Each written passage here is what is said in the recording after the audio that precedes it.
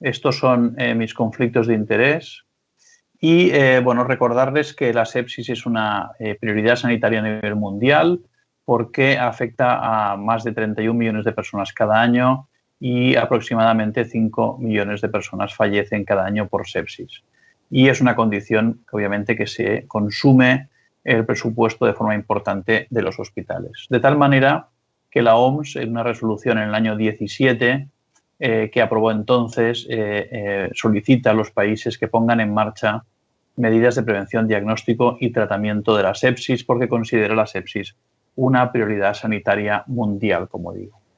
La sepsis hoy en día se define como una disfunción orgánica causada por una respuesta del huésped disregulada frente a una infección. Por lo tanto, tenemos por un lado un microorganismo que causa una infección y un huésped que responde de forma anómala a esta infección, y esta respuesta anómala ocasiona una disfunción orgánica, que es lo que define per sí la sepsis.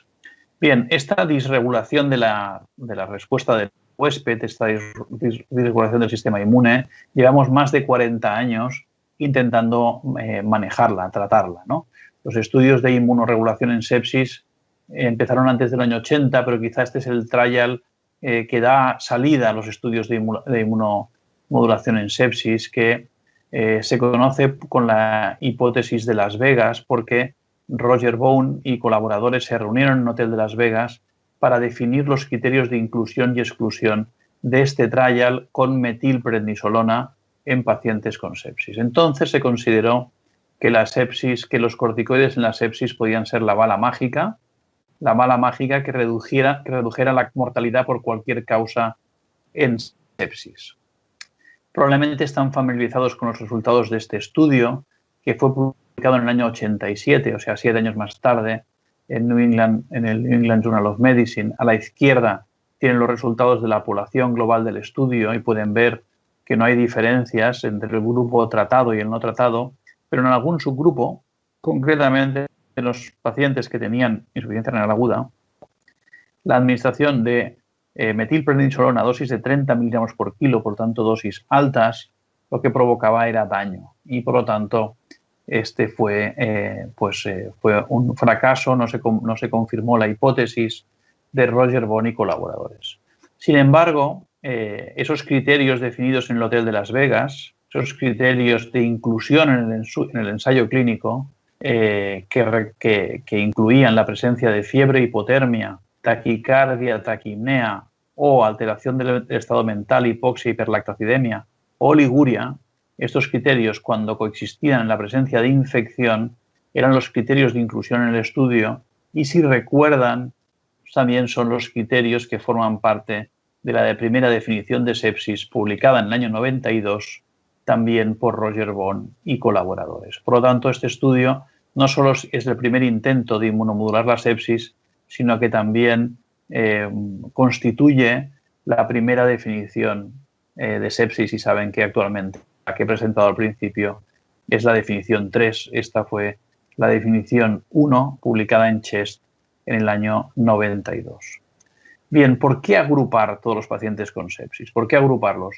Bien, merece la pena agruparlos porque algunas terapias, como el tratamiento antibiótico, sabemos que cuanto más precoces se dan, menor es la mortalidad de los pacientes y que hay una tiempo dependencia de la sepsis. Y por lo tanto hay una serie de tratamientos que se pueden agrupar en forma de bundles o de paquetes de medidas, que todos ellos, en una población muy heterogénea de pacientes sépticos, al final ocasionan un beneficio, y sobre todo cuando se dan en forma de bundle, en forma de paquete de medidas, ¿no? Hay varios estudios que así lo demuestran, pero traigo uno de los recientes multicéntricos donde se compara el estado de Nueva York, donde el uso de los bundles es mandatorio, con otros estados de Estados Unidos donde el uso de los bundles no es mandatorio. Y pueden ver a la derecha que la mortalidad ajustada de Nueva York, que parte de una situación de mayor mortalidad del resto de los estados, con la aplicación de bundles tiene tendencia a disminuir y a asemejarse más a los estados que partían en mejores condiciones, ¿no? Con una mejora progresiva trimestre a trimestre, que seguramente es secular, porque también se ve en los estados que no aplican bundles, es decir, que hay una mejora secular de tratamiento de la sepsis, pero cuando se aplican los bundles, esta mejora se incrementa.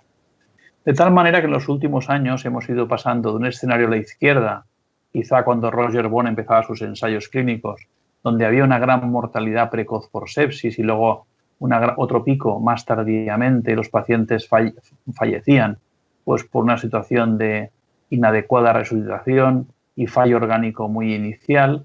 Ahora, donde damos los tratamientos de forma más rápida, resucitamos los pacientes más precozmente, se hace el control del foco de una manera más rápida, donde la mortalidad precoz se ha ido aplanando y lo que vamos viendo pues es una mortalidad más progresiva y seguramente incrementada, pero desplazada, muy desplazada hacia la derecha, con fallecimientos pues, más tardíos. De todas maneras, los pacientes que han pasado una sepsis durante varios años pagan un precio y siguen falleciendo más que los pacientes con edad, con movilidades parecidas que no han pasado una sepsis. Por lo tanto, hemos conseguido, como mínimo, aplanar la mortalidad en sus fases más iniciales y retrasar la mortalidad. Bien, pues ahora, ¿por qué desagregar la sepsis después del éxito de manejar la sepsis como un síndrome de forma agregada?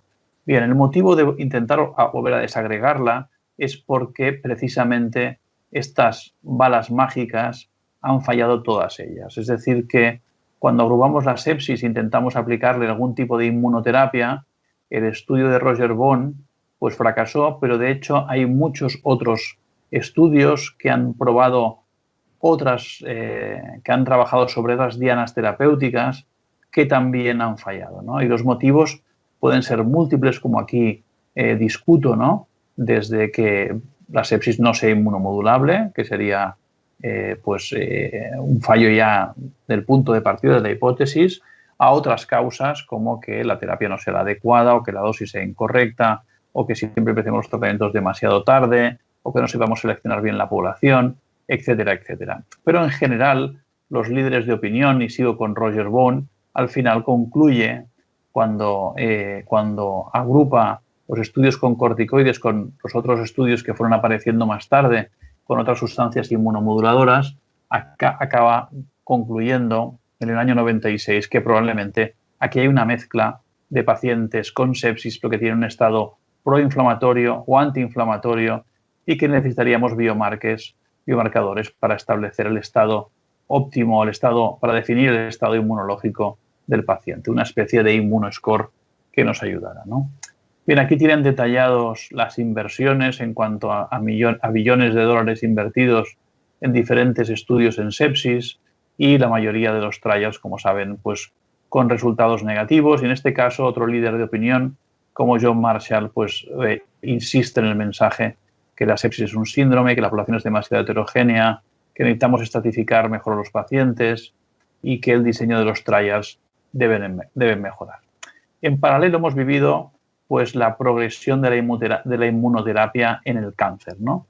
El cáncer ha pasado a un tratamiento mucho más estandarizado, mucho más personalizado, basado en una serie de marcadores genómicos y moleculares que han dado lugar a nuevas dianas terapéuticas que han permitido personalizar mucho más los tratamientos, ¿no? Y esta personalización de la medicina en el cáncer, como pueden ver aquí, para diferentes tipos de cánceres, ha alargado la supervivencia de una manera muy importante para varias líneas de cáncer. Y por lo tanto, la sepsis probablemente debería seguir un camino paralelo, ¿no? Como decía, la sepsis es muy heterogénea. Aquí tienen pues, los factores que condicionan la respuesta del huésped a la infección. Por un lado, hay factores que dependen del microorganismo, lo virulento que sea, la capacidad que tenga de resistencia a los antibióticos, las coinfecciones, pero también hay factores que dependen propiamente del huésped, como su predisposición genética, los cambios epigenéticos, las comorbilidades, la edad, la medicación que toma, etcétera, etcétera. Y esto se mezcla probablemente con factores ambientales y de acceso al sistema sanitario que también tienen implicaciones importantes. Al final, el fenotipo del paciente que presentará con sepsis es muy variable y todas estas variables cuentan. Y además es muy variable evolutivamente. El mismo paciente puede cambiar mucho de un día para otro y por lo tanto su susceptibilidad de respuesta a los tratamientos también pueden cambiar mucho de un día para otro. Por lo tanto, esta desagregación, este intento de personalización, tiene que utilizar estrategias que permitan enriquecer el análisis de los ensayos clínicos, ¿no? Es decir, que por un lado tenemos esta población de pacientes con sepsis y lo que queremos son poblaciones más homogéneas, más pequeñas, pero más homogéneas, ¿no? Y las primeras estrategias hablan del enriquecimiento basado en el pronóstico. Tenemos muy claro que los pacientes que tienen poco riesgo, pacientes que están poco graves, probablemente no mejorarán con terapias inmunomoduladoras y que nos hemos de centrar en aquellos pacientes más graves con mayor riesgo de mortalidad. De hecho, si son ensayos clínicos o tratamientos que lo que queremos es disminuir la mortalidad, el evento mortalidad debería ser bastante frecuente en esta población. Para que me entiendan bien, les pongo un ejemplo. Estos son 2 ensayos clínicos con corticoides, en esta ocasión ya con corticoides a dosis bajas, con dosis de hidrocortisona 200-300 miligramos al día, y a la izquierda tienen un estudio negativo donde las curvas de supervivencia se superponen hasta el día 90 y a la derecha un estudio positivo donde las curvas de supervivencia se separan desde el principio y se mantienen separadas hasta el final con una diferencia de mortalidad significativa en el log rank test.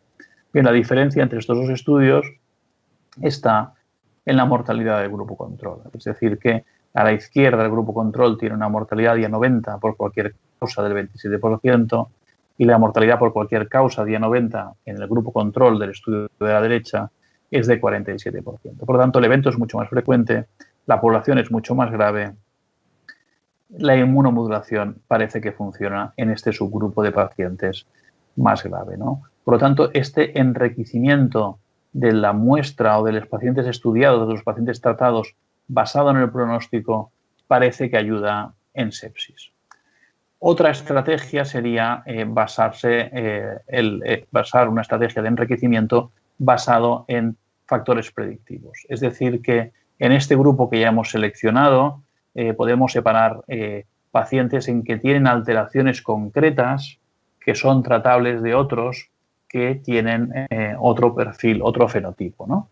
Bien, aquí tienen pues una de estas propuestas, ¿no? A la izquierda tienen un gráfico que explica pues cómo se produce la sepsis, qué factores influyen, la edad, las comorbilidades, el foco de infección, el agente causal, los tratamientos y dentro de la fisiopatología de este cuadro séptico aparecerán una serie de marcadores, tanto de RNA como de metabolitos, como marcadores de función celular, etcétera, y al final tendremos una disfunción orgánica y un riesgo de muerte en concreto, ¿no? Bien, pues podemos analizar todos estos biomarcadores y dibujar diferentes endotipos que permitan unas terapias más personalizadas. Habrá endotipos donde habrá un estado muy proinflamatorio, otros endotipos donde la respuesta inmunológica es muy balanceada y otros endotipos donde el sistema inmune está exhausto y está probablemente post-agresión, en fases más avanzadas de la enfermedad, y los tratamientos inmunomoduladores no tienen por qué funcionar igual. Y esto permitiría este enriquecimiento no solo pronóstico, sino también en cuanto a predictivo, en cuanto al mecanismo de acción de cada una de las drogas que utilizamos, ¿no? A la izquierda sería la forma que tenemos de actuar sobre la sepsis hasta el momento actual y a la derecha tendrían cómo podríamos combinar enriquecimiento predictivo y enriquecimiento pronóstico para seleccionar pacientes para las terapias que queremos probar en sepsis, ¿no? Es decir, que según el modo de acción de nuestra droga, administrarán son aquellos pacientes donde puede ser beneficioso y especialmente en aquellos de alto riesgo. Por lo tanto, medicina de precisión.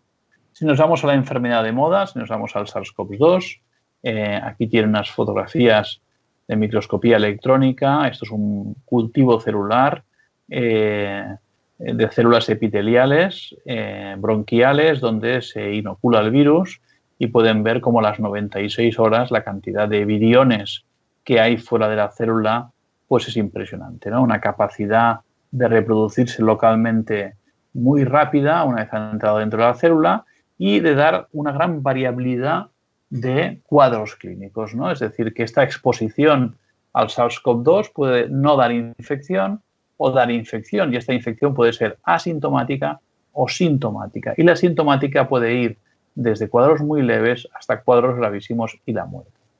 Bien, si todo el mundo se está infectando con el mismo virus y aparentemente no hay grandes mutaciones y las dos cepas circulantes que hay, al menos hay una muy predominante, que es la que tiene mayor virulencia, pues está causando la misma enfermedad en millones de personas, ¿por qué hay tantos fenotipos diferentes, ¿no?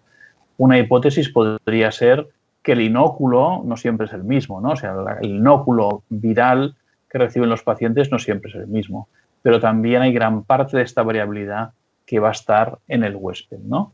En cómo el huésped reacciona delante de esta infección. Si responde de una manera inmunitariamente protectiva, con anticuerpos anti-S protectivos, neutralizantes, y su inmunidad celular también funciona de forma adecuada, o por si el contrario, la manera que reacciona cuando se expone al virus es de una manera disregulada en forma de tormenta citoquímica o de respuesta inflamatoria excesiva, con trastornos tanto a nivel de la función orgánica como de la coagulación, ¿no? Es decir, cuadros clínicos que van desde la neumonía, que es muy frecuente en los pacientes que ingresan en el hospital, el distrés respiratorio, que es muy frecuente en los pacientes que ingresan en la UCI, el shock séptico, que es poco frecuente en este cuadro, y la necesidad de ventilación mecánica invasiva y ingreso en la UCI cuando el paciente presenta insuficiencia renal aguda. La mortalidad en la UCI está alrededor del 25%, con gran variabilidad según las series, y esta mortalidad podemos decir que depende de varios factores, ¿no? Por un lado, el sistema sanitario, cómo está organizado. Tenemos capacidad para atender a todos los pacientes que se presentan ante una ola pandémica. Y luego, pues como decía, a la carga viral, la virulencia, la respuesta del huésped y la respuesta al tratamiento, ¿no? Estas son las dos principales cepas circulantes. La tipo L es la más frecuente, la más agresiva y la más contagiosa. Y aquí pueden ver diferentes trabajos que relacionan la carga viral con la gravedad del cuadro. Por lo tanto, aparentemente, a mayor carga viral, mayor gravedad del cuadro. Y de hecho, nosotros lo hemos podido comprobar. Este estudio no está publicado, pero sí que está ya en preprint para que lo puedan revisar. Y aquí pueden ver en nuestra población, es un grupo amplio de pacientes españoles, la viremia por SARS-CoV-2 se asocia a una respuesta inflamatoria más importante que los pacientes que no tienen viremia, y además la viremia se asocia a necesidad de cuidados intensivos de forma muy importante. Por lo tanto, parece que hay un grupo de pacientes que no es capaz de controlar adecuadamente el virus se reproduce con mayor rapidez, tiene mayor carga bacteriana, incluso tiene viremia en muchos casos, y son estos pacientes, además, que esta viremia les ocasiona una respuesta inflamatoria más exagerada, ¿no? En definitiva, tenemos estos tres patrones de pacientes a la izquierda que tienen una infección prácticamente asintomática, en el centro pacientes que tienen una respuesta moderada o leve porque su sistema inmune es adaptativo y se adapta bien a la infección, y otros a la derecha pues que tienen una respuesta exagerada con mucha sintomatología, con disfunción orgánica y con biomarcadores muy alterados, ¿no? Parece que hay ciertos factores predisponentes a esto y los más importantes son las comorbilidades, ¿no?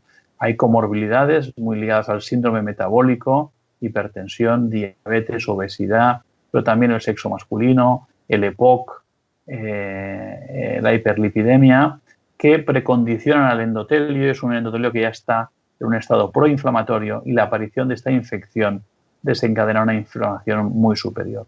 Esto es lo que ocurre en sepsis, pero si miran lo que ocurre en los pacientes con infección COVID-19, exactamente lo mismo, tanto a nivel pulmonar como a nivel de lesión miocárdica, ¿no?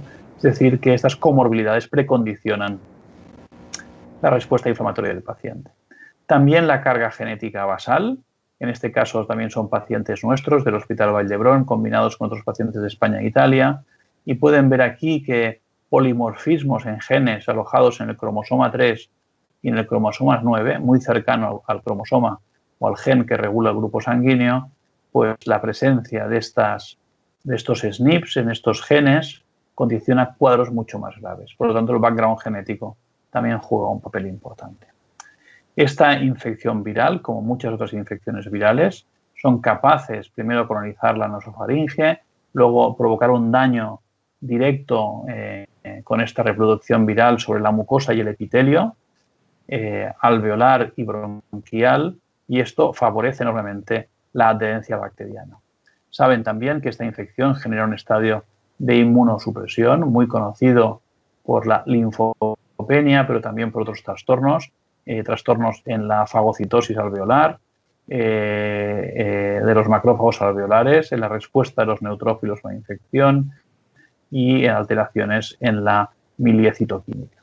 Esto, junto al uso de inmunomoduladores de forma generosa durante la epidemia, en forma de corticoides, tocilizumab, etcétera, y los cuadros de trombosis en la micro y macrocirculación, dejan un tejido pulmonar muy fácilmente invasible, inflamable y con una predisposición a presentar superinfecciones bacterianas. También la alta producción de moco que tienen estos pacientes lo favorece. De tal manera que los pacientes que están en el vértice de esta pirámide, que son los pacientes con COVID, distrés en ventilación mecánica, pueden tener una tasa de superinfección entre el 31% en China, el 65% en las series italianas. No así de coinfección al ingreso, pero sí de superinfección.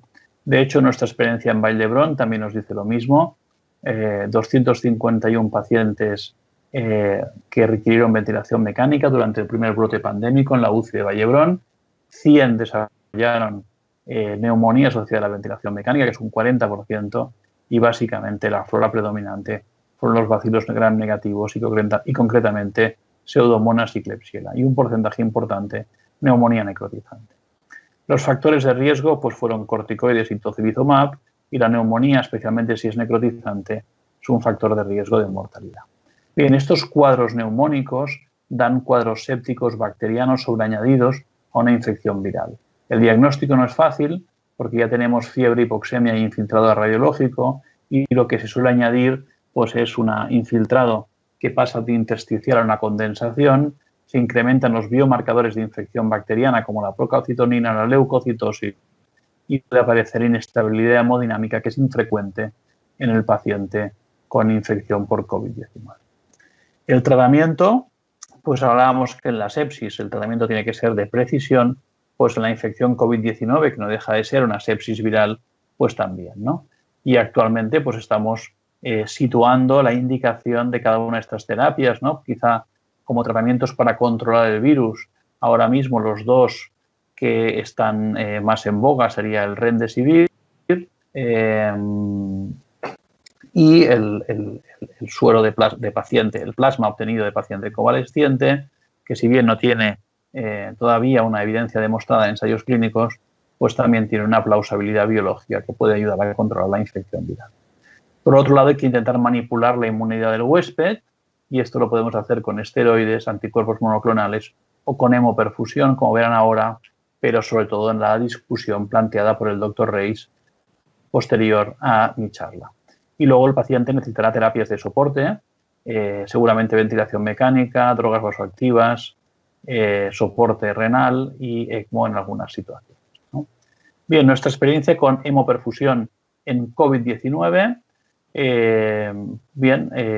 Nosotros hemos seleccionado pacientes que tuvieran claramente disfunción orgánica, es decir, que tuvieran una insuficiencia respiratoria y un distrés respiratorio que no responda al prono y se mantenga con PO2 y CO2 por debajo de 100, y que además tengan una respuesta inflamatoria medida por biomarcadores importante.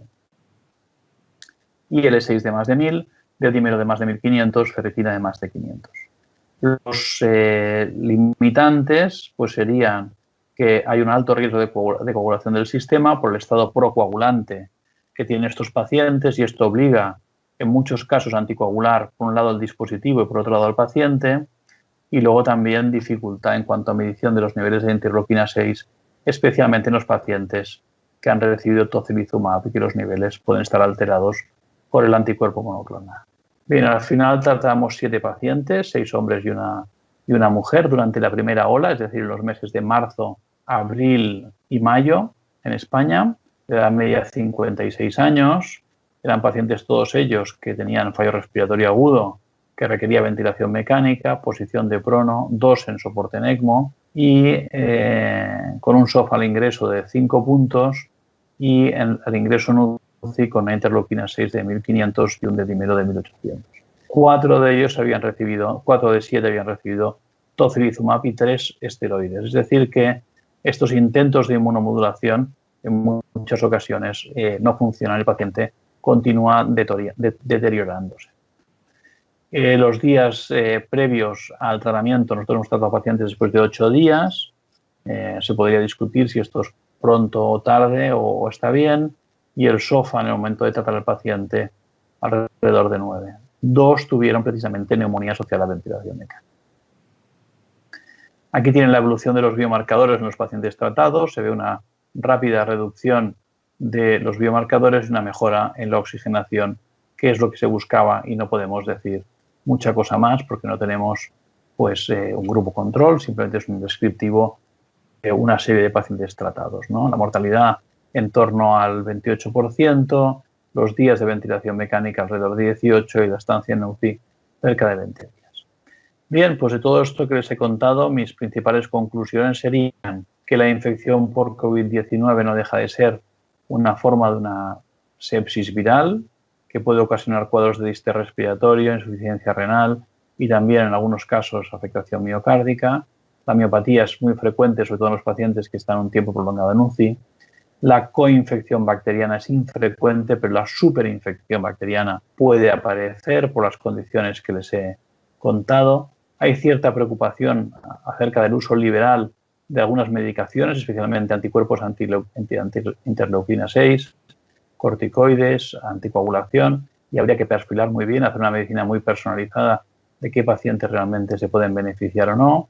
Las complicaciones son importantes, haya aparecido perforaciones traqueales, neumonías cavitadas, empiema, embolismo pulmonar, y hay cuadros hiperinflamatorios donde podríamos utilizar la hemoperfusión, la purificación sanguínea, para tratar de mejorar estos cuadros con un enfoque muy personalizado.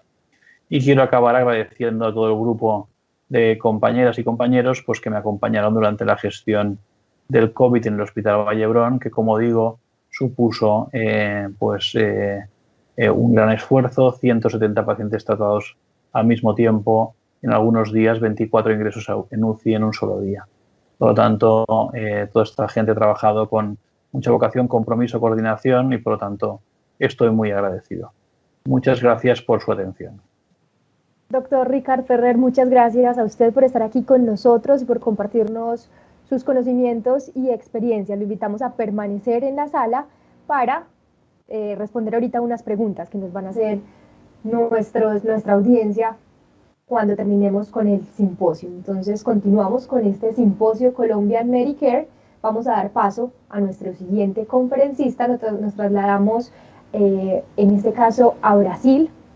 Vamos con el doctor Tiago Reis. Ya lo tenemos aquí con nosotros. Les cuento que él es director científico de la clínica de Doenças Renais de Brasilia. Es nefrointensivista, jefe del programa de nefrología y trasplante de riñón del Hospital DAE Lago Sur. Doctor, adelante. Muchas gracias por estar con nosotros. Hola, muchas gracias. Para mí es un placer hablar en Colombia. Nosotros, brasileños, tenemos menos terapias extracorpóreas de purificación de sangre que Colombia. Entonces, Colombia es un ejemplo para nosotros. Bien, estos son mis conflictos de intereses. Entonces, todos sabemos, esta es la historia natural de la infección por COVID. Después de la infección, los síntomas iniciales por una semana, después la necesidad de hospitalización, después las infecciones superimpuestas y el óbito. Bueno, esto es el modelo tridimensional por los tratamientos de purificación. Entonces tenemos 3 ejes. eje X de la hiperinflamación, y para eso tenemos la hemoperfusión. Tenemos también el eje Y con las endotoxinas y también una hemoperfusión para la remoción de endotoxinas, y también el eje Z, que son las toxinas urémicas, que tenemos la terapia del reemplazo renal. Bien, la inmunomodulación parece ser importante, como Ricard Ferrer dice, y todas las terapias envuelven en algún punto la remoción o la actividad de las citoquinas. Este cartucho puede hacer la remoción de moléculas medias, esto quiere decir de 10 a 60 kilodaltons de peso molecular, y entre estas tenemos la mioglobina, tenemos la interleuquina 6, tenemos el factor de necrosis tumoral y tantos otros. Las evidencias iniciales de inmunomodulación, tenemos un estudio en Lancet retrospectivo con tocilizumab, y el primary outcome es la necesidad de ventilación mecánica. Entonces, con 544 pacientes, los pacientes que recibieron tocilizumab, el percentual de ventilación mecánica es menor. En este mismo estudio, también la mortalidad era menor, pero es un estudio retrospectivo con muchos potenciales bias. Un otro estudio también parejo como el anterior, con 158 pacientes, y como parámetros inflamatorios después del tocilizumab, la temperatura baja más rápidamente con tocilizumab, y también la proteína se reactiva. Otro anticuerpo cuerpo monoclonal, mavrilimumab, contra producción de granulocitos. Este estudio ahora prospectivo con 39 pacientes que recibieron 13 con mavrilimumab y los otros 26 con la terapia estándar. Entonces, la mejora clínica más rápida, 10 para mejora más rápida con mavrilimumab, días de hospitalización menores y la fiebre más temprana, más baja con mavrilimumab. Ahora hablando de la colchicina, que también es un inmunomodulador antiinflamatorio. Este estudio publicado en JAMA con 105 pacientes, y como secondary outcome, ventilación mecánica, el grupo con colchicina 1.8, el grupo control con 14%. Pero los autores dicen que estos resultados deben ser interpretados con cuidado, porque no es una medicación mágica, porque parece ser mágica cuando tiene una reducción así grande, entonces es necesario precaución. Vale, esto es el más famoso en el momento, el Recovery Trial en Inglaterra, publicado en New England, y dice que los pacientes que recibieron dexametasona tenían necesidad de oxígeno, entonces más graves, como el profesor Ferrer dice, estos tienen beneficio del corticoide, pero los que no son así graves, la mortalidad es lo mismo para los que recibieron o no recibieron corticoide. Entonces, la inmunomodulación parece que funciona.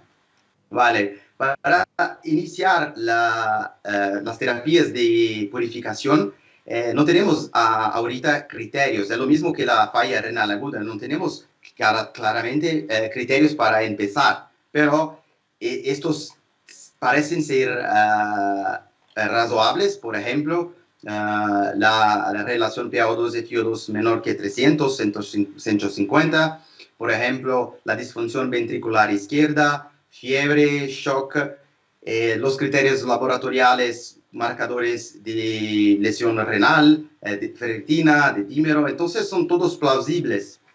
Para monitoraje de las terapias de purificación, también los mismos criterios, y para la terapia son criterios ahora arbitrarios, por ejemplo, para la remoción de citocinas después de 3 días por 2 a 12 horas, y por la remoción de endotoxinas 2 días consecutivos por 4 horas. Esta es la Research Agenda de hacer la validación de estos criterios en trials.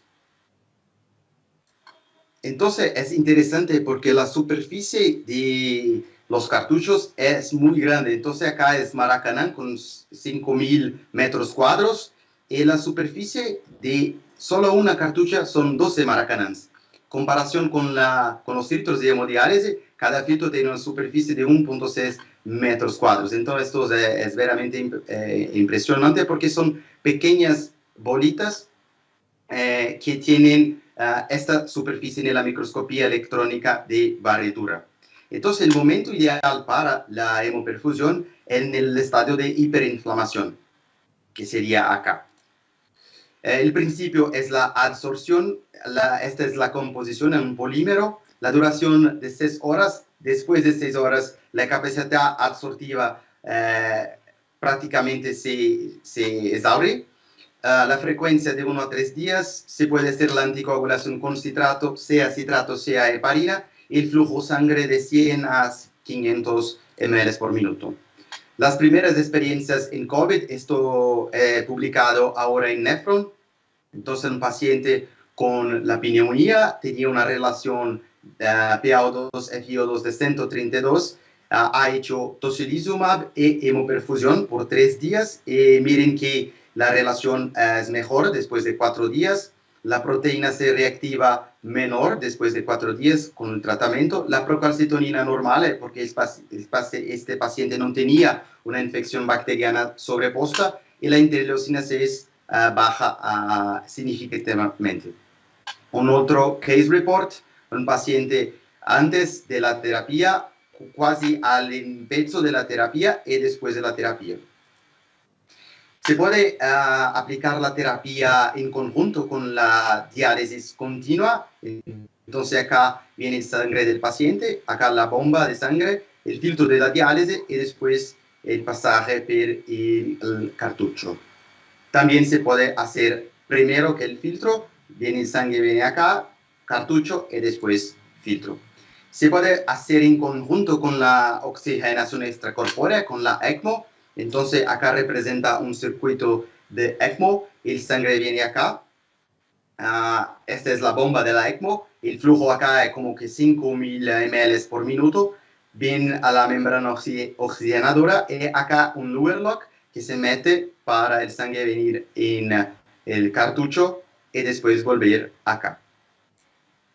Esto trajo está en Alemania, se llama SICOV-2.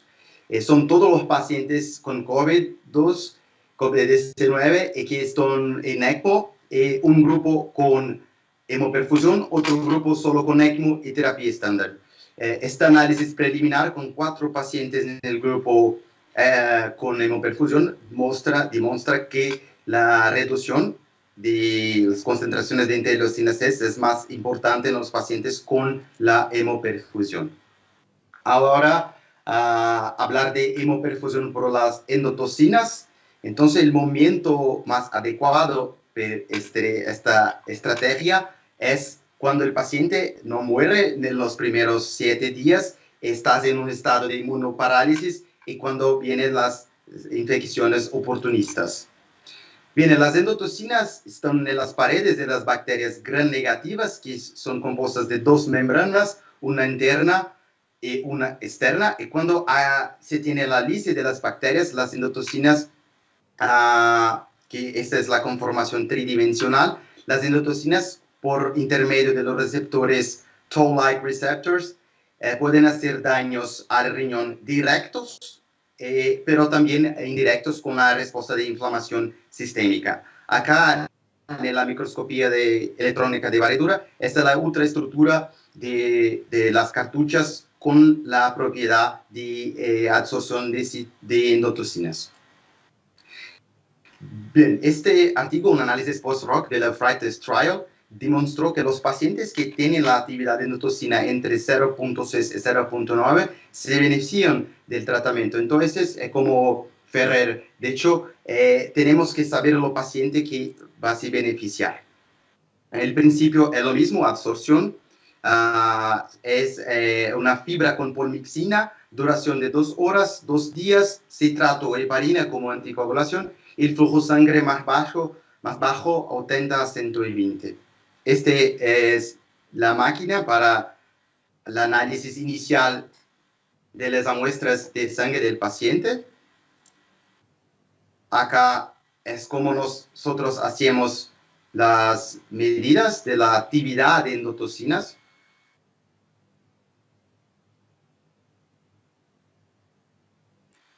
Y viene acá el tratamiento. Entonces es necesario una máquina, pero solo con una pompa de sangre. No son necesarias otras bombas. El sangre viene acá, de abajo arriba, ahora ya purificado, y después en la cámara de dearificación. Y aquí miren que el flujo de sangre a 120 ml por minuto. Una otra terapia de purificación sanguínea es la PAP, Plasma Absorption Perfusion, que consiste acá el acceso venoso del paciente, el sangre viene acá, tenemos la bomba de sangre, el sangre viene acá, y acá es un plasma filtro. Más o menos 30% del plasma viene acá y 80% viene acá. Estos 30% tenemos una otra bomba acá y pasan dentro de una cartucha que tiene las propiedades para la absorción de bilirrubinas. Entonces los pacientes que desarrollan una falla hepática aguda es una indicación para este tratamiento. Y después que el plasma en verdad pasa acá, en la bubble trap se une al resto del sangre. Entonces, acá es la demostración. Entonces, primero es necesario un plasma filtro y después la cartucha. Brevemente, el sangre viene acá, pasa en la bomba, después abajo del plasma filtro y sale acá el plasma, 30% del plasma. Este plasma viene en la bomba de plasma, viene debajo arriba, pasa en la cartucha y después encuentra el sangre acá en la bubble trap. Tenemos también una otra terapia por la purificación sanguínea, la remoción de gas carbónico, de CO2. Entonces, es como una terapia de diálisis porque es necesario una máquina solo con una pompa, un acceso venoso calibroso de 13 Frenches o más grande. El sangre viene acá, esta es la bomba. Después de la bomba pasa en una membrana donde por difusión el CO2 fuera y vuelve el paciente con una concentración, una presión de CO2 más baja. Entonces, el principio de difusión, acá el sistema solo con una bomba se puede hacer junto con la máquina de CRRT. El flujo de sangre necesariamente es grande, entonces 400 ml por minuto o más, y por esto es necesario un catéter calibroso para permitir ese flujo de sangre, de sangre. Bien, las indicaciones por la remoción de CO2, una de las indicaciones es la ventilación ultraprotectiva, o sea, con menos de 6 ml por kilogramo de peso predicto. Entonces, para empezar, normalmente los pacientes tienen un pH-CO2 más grande que 60, un pH menor que 7.25, la relación menor que 150 y una PIP más grande que 8. Y después, para parar la terapia, entonces los criterios para parar son pacientes que han hecho al menos 48 horas de terapia, cuando en una situación ahora con el tidal volume de 6 ml por kilogramo, con un pH más grande que 7.30 y con una frecuencia respiratoria menor que 25. Ahora, hablando de los biomarcadores, entonces en Italia tenemos experiencia con dos tipos de biomarcadores de lesión tubular renal. El primero que voy a hablar es el NephroCheck, que son en verdad dos marcadores de parada del ciclo celular. Entonces, este estudio con el profesor Ronco de nuestro grupo y también con un grupo de Alemania, prospectivo observacional con 23 pacientes. De estos, 12 en la UCI y 11 fuera de la UCI. Es un marcador urinario y no tiene la capacidad, al menos en este estudio, de decir los pacientes que van a desarrollar falla renal y los pacientes que no van a desarrollar falla renal. Pero en los pacientes que tienen falla renal stage 3, que digo, y que tienen los resultados más grandes que todos los pacientes que tenían AKI Stage 3 tenían marcador más grande que 2. Por otro lado, los pacientes que tenían AKI, falla renal aguda, pero con el resultado menor que 0.3, estos no tenían la progresión de la falla renal aguda. Entonces, tiene una utilidad discriminativa. Un otro marcador, pero ahora marcador de lesión tubular, en cuanto que ese es un marcador de estrés celular, de parada del ciclo celular, el NGAL. Entonces, lo NGAL, este estudio en Japón, retrospectivo, con 17 pacientes, pero todos estos eran pacientes en la UCI. En la admisión, la concentración urinaria de NGAL de los pacientes que desarrollaron falla renal aguda era la mediana de 93, y los pacientes que no desarrollaron la falla renal aguda, la concentración mediana de 26, con una diferencia estadísticamente significativa, y con un cutoff de 73, la capacidad discriminativa, o sea, la sensibilidad de 80% y la especificidad de 86%, que es muy buena. Bueno, esta ha sido mi experiencia en Italia con el profesor Ronco en Vicenza, en el huracán que estuve en COVID, en SARS-CoV-2. Estas son nuestras publicaciones recientes. Entonces, ha tenido una buenísima experiencia. Muchas gracias por el tiempo. Seguimos con profesor Ferrer.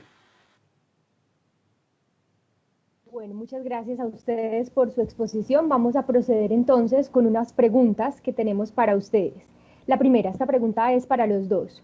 ¿Recomiendan usar la hemoperfusión en línea con TRRC o hemoperfusión sola? ¿Y cuántas sesiones recomienda? Bueno, seguramente Tiago puede contestar mejor que yo porque es nefrólogo, nefrointensivista, pero nosotros estaríamos o bien en fases muy iniciales, cuando el paciente no ha perdido la función renal, utilizar la hemoperfusión, y en los casos que el paciente ya haya perdido la función renal o que nos interese combinar la hemoperfusión con alguna terapia más secuencial, entonces combinarlo en estos casos con la hemofiltración. No sé si Diego coincide conmigo o tiene alguna apreciación diferente. Sí, pienso lo mismo.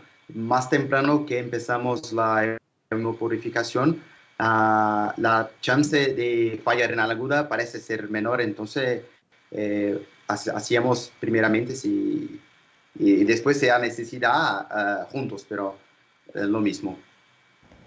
Muy bien, sigamos entonces aclarando esas dudas. Para el doctor Ferrer, específicamente, ¿qué indicadores recomienda para detener homeoperfusión o para prolongarla? Bien, si hablamos del COVID, estamos utilizando nosotros, como he dicho, estamos utilizando la interleuquina de dímero y la ferritina. Si estamos hablando de otras terapias, por ejemplo en sepsis, como el doctor Reis ha explicado muy bien, pues también estamos haciendo seguimiento de la endotoxina, que también nos parece un parámetro muy interesante a seguir. Las limitaciones de la interleuquina 6, por un lado, es un biomarcador que tiene una vida media corta y que hay una gran variabilidad de individuo a individuo, y esto es una gran limitación. Y también, si el paciente ha utilizado tocilizumab, también es un parámetro que seguramente tendrá unos niveles falsamente incrementados por el uso de tocilizumab, ¿no? Entonces, otros biomarcadores, los que tienen la vida media más larga, son más fácilmente seguibles, como la proteína C reactiva, también podrían ser útiles. Ahora, doctor Tiago, tratando de hacer un grupo homogéneo de pacientes con sepsis para hacer inmunomodulación con homeoperfusión, ¿cuáles serían sus características clínicas? Es la pregunta más difícil de hoy, pero las características son los pacientes que con los parámetros clínicos con una deterioración más rápida. Entonces, clínicamente con shock, clínicamente con disfunción ventricular izquierda, fiebre a muchos días con dificultad que se baje, pero es una cuestión abierta que no tengo la respuesta. Yo quizá puntualizaría también que sean pacientes que estemos bastante convencidos que el control del foco es adecuado y que llevan el tratamiento antibiótico empírico correcto, ¿no?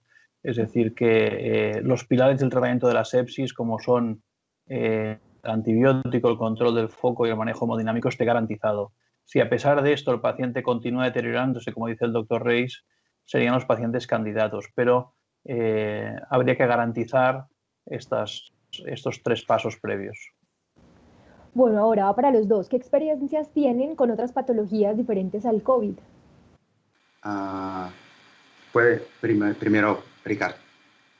Bien, nosotros hemos tratado sobre todo la sepsis, evidentemente, también algún tipo, también intoxicaciones, por supuesto, la insuficiencia hepática y luego alguna enfermedad intersticial pulmonar también responde a terapias con hemoperfusión.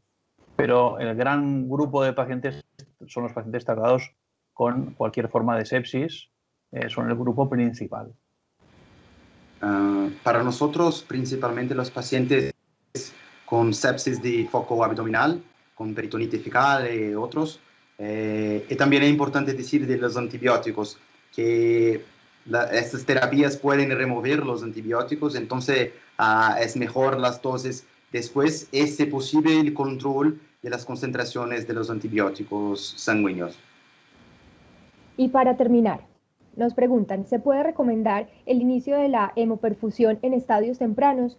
¿Qué parámetros clínicos podemos tener en cuenta? Quien quiera responder, adelante. Bien, como decía, son pacientes en que el tratamiento básico de la sepsis está garantizado y que persisten con un SOFA elevado. Es muy tentador tratar a estos pacientes muy pronto. Hay experiencias de tratarlos cuando son sepsis abdominales, pues intraquirófano o tal como salen del quirófano. Nosotros, nuestra tendencia es esperar a dar un periodo de resucitar y ver. Pero es verdad que algunos grupos son muy precoces y están tratando a los pacientes ya en el mismo quirófano, ¿no? Nosotros preferimos dar ese tiempo de respuesta a las terapias previas. Bueno, doctor Tiago Reis y Ricard Ferrer, hemos llegado al final de nuestro simposio. Muchas gracias a ustedes, a Colombian Medicare y a todos los asistentes.